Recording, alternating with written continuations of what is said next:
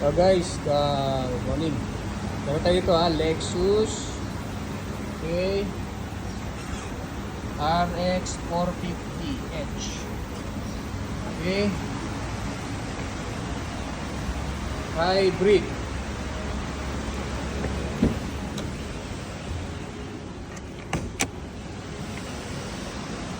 Ano siya?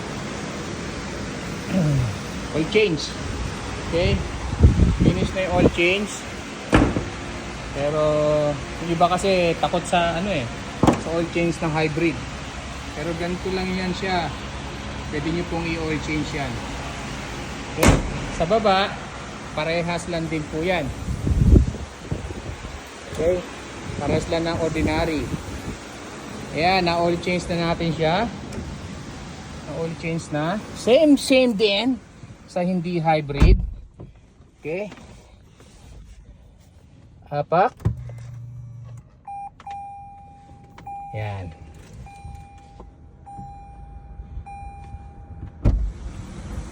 Check to. Yan, meron siyang oil change mileage. Okay, dito lang din po kaya punta. Yan. Okay, babaan nyo lang din yan. Pag pindot nyo yan, ito, babaan nyo lang. Babaan nyo lang yan. Yan. Okay, vehicle setting. Punta kayo dito. Yan. Tapos, lalabas yung TPMS sa tire pressure monitoring system, oil change. Tapos click nyo lang to.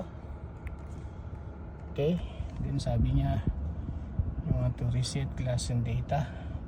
Punta po ka sa data. Yes. Yan, the data has been reset. Parehas lang po yan sa ibang sakyan. Okay po, thank you.